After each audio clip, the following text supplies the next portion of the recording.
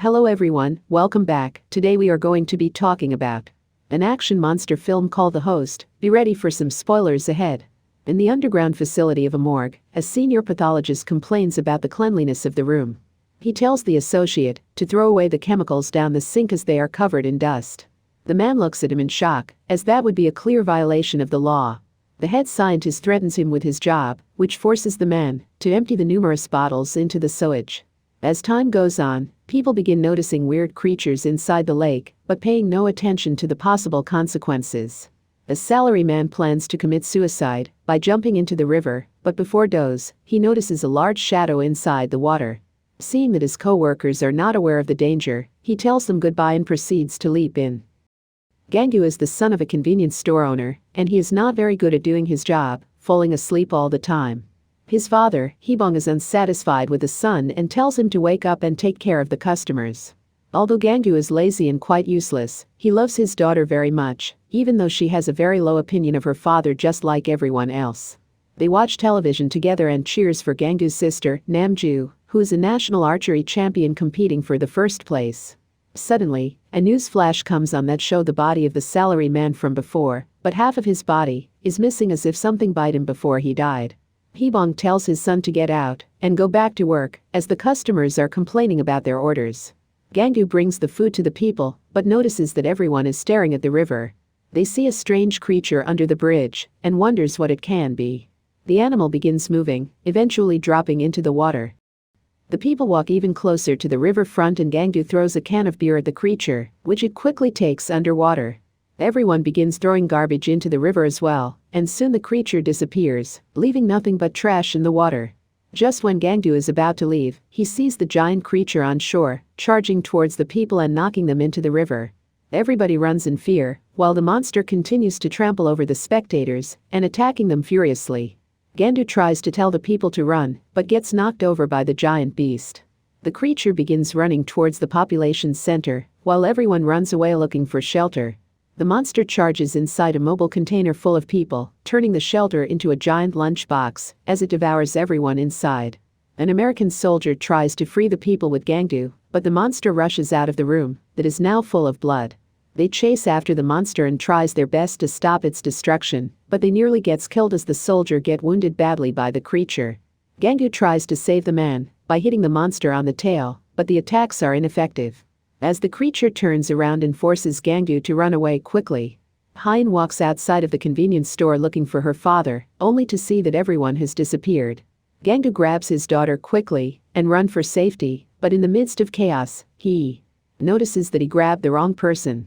The man turns around, only to see the monster charging towards his daughter, taking her away. The creature jumps in the river and swims to the other side. Gangu tries to chase after, but watches hopelessly as the daughter is taken into the water. The armies arrive soon to block off the area, and the people mourn for their family's death. As a huge community funeral takes place in the shelter, Hyen's uncle, Namil, also arrives with tears in his eyes after hearing about the death of his niece. The family embrace each other as they fall onto the floor in sadness, but instead of helping them, the news reporters surround them and begin to take pictures like vultures. A government worker in a biohazard suit comes to greet the people and inquires about those who made physical contact with the creature. The people are afraid to admit their involvement, but after being asked repeatedly, some raise their hands, including Gangu, and the fear of legal punishment. More workers in the yellow suits begin rushing into the building, trying to quarantine the families. They take away Gangu forcefully as his family begs for them to stop. It turns out that the American soldier who helped Gangu was able to survive the monster's attack, but soon became sick after being infected with a virus that the creature carries. The government is pulling back their military forces and sending in specialized teams trained to handle virus outbreaks.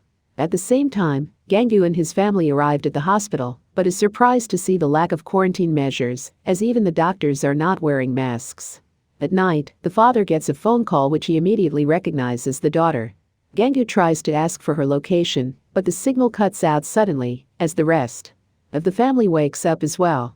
The monster continues to attack the humans, killing the quarantine workers and bringing them back to its nest inside the sewers, where the creature is storing them as food for later. Hyen sneaks out from inside the opening of a drainage and examines the worker that the monster brought in, but the man died of drowning as he spits out water from his lungs. The girl manages to find a cell phone on the body, but it is not functional anymore after being submerged inside the river. Back in the hospital, Gangu tries to convince the police that his daughter is alive, but the officer thinks that the man is crazy and wants the doctor to give him a psychiatric evaluation. Realizing that his daughter might begin starving soon, the family tries sneaking out from the hospital, but gets recognized immediately because of Gangu's blonde hair. They run towards the elevator, then into the parking garage, where a vehicle driven by gangsters was arranged to pick them up. The family successfully escapes the hospital, as the police officer desperately chases them on foot. After the escape, the gangsters charge the old man a large amount of money for rescuing them, providing them with guns and a government vehicle, so that they can blend in. Hee-bong has no choice but to give them all his savings, including his credit cards as well. They drive towards a police checkpoint and tries to pass through, but a police captain recognizes them as wanted escapees from the hospital. With no other choice, Hee-bong bribes the officer with the only money that they have left. The family begins searching for Hyen inside every sewer system that they find on the maps that they were given, but the area is too large to cover, and they have no clue as to where the girl is.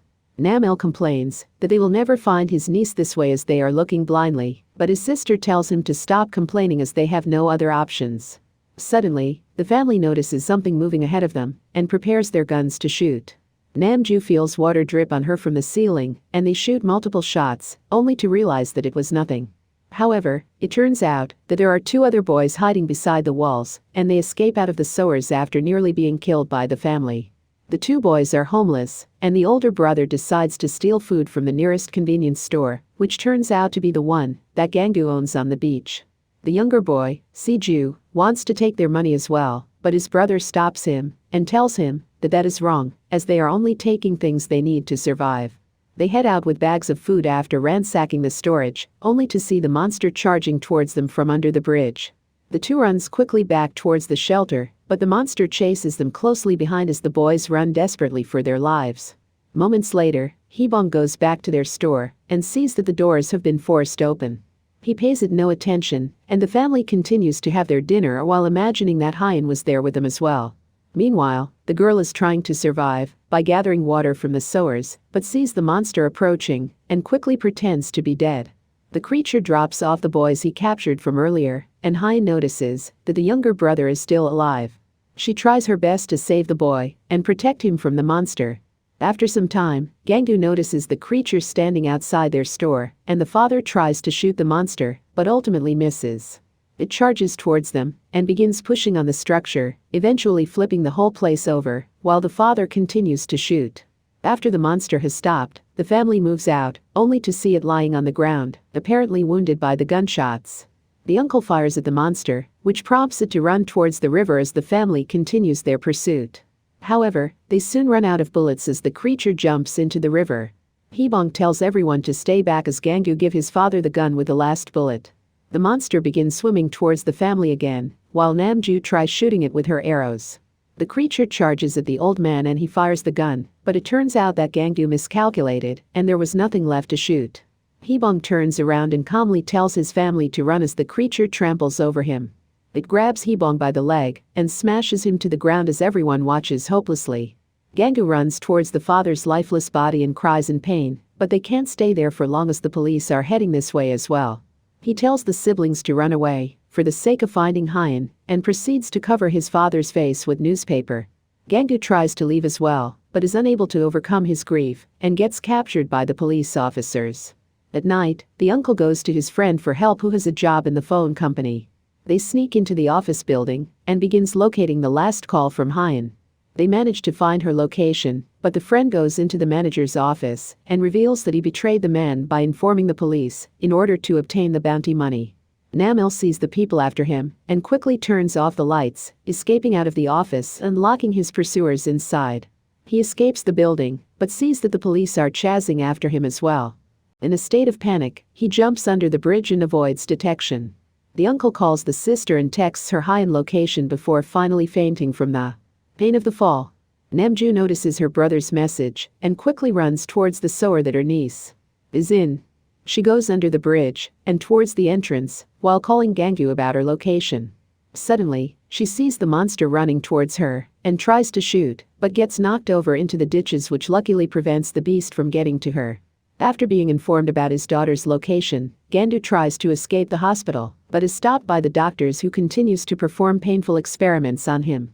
The leading researcher reveals that there is no virus and that the government is simply using it to distract the people from the monster's origins. Gandu overhears their conversation, which prompts the doctors to lobotomize the man in order to silence him. On the other side, Hyen is trying to comfort the boy by asking him to think about what they will eat after getting out. She creates a rope out of the clothing of the victims and ties a police baton at the end. The girl throws the rope on the platform and manages to make a rope ladder. Before they can escape, the monster comes back, which forces them into hiding.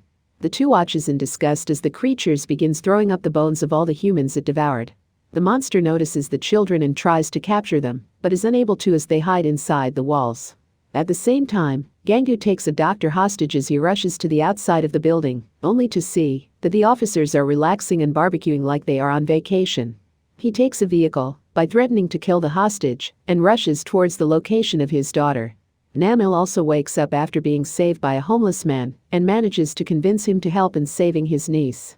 They use alcohol bottles and make numerous Molotov cocktails, preparing to fight the monster to the death. Hyen wakes up after hiding from the monster's attacks and notices that the boy is getting sick. She peeks outside and sees that the monster is sleeping. The girl tries running for the ropes, but is quickly ambushed by the beast, which grabs her and puts her back on the floor.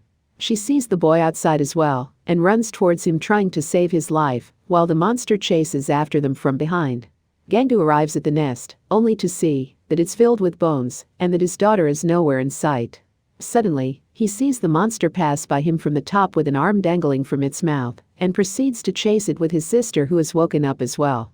They follow the monster as it swims in the river towards the gathering of protesters on shore, complaining about the quarantine and the illegal experiments.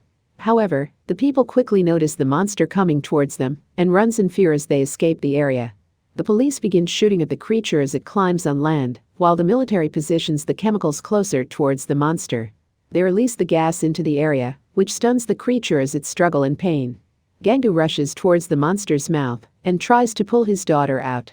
He manages to extract the girl, who is still holding on to the boy that she was trying to protect, and realizes that his daughter has died a long time ago. Gangu carries the girl towards the family, and they cry as they embrace Hyen's lifeless body. The man decides to take vengeance for his daughter and begins attacking the monster with a metal pole. Namil tries to help as well and throws the Molotov cocktails at the monster, chasing it away, but is not able to land any direct hits. The homeless man sneaks on top of the creature and begins pouring gasoline on it as it watches in confusion. Namju prepares her arrow that she lit on fire and shoots at the monster, which covers it in flames. In a moment of chaos, the monster tries to run back into the water, but gets fatally stabbed by Gangu, who was hiding behind the posts. The creature falls down with its last breath and dies while burning. Gangu notices that the boy his daughter was trying to protect is still alive and carries him to safety as he stares at the aftermath of the chaos. Sometimes later, Gangu has adopted the boy like his own son, and the two have dinner, while the news criticizes the government about their actions. They continue to reside in the convenience store by the river while the snow falls, indicating that winter is coming. So what do you guys think about this movie? Let me know in the comments below, and if you like my video, please press like and subscribe for more. I'll see you guys next time.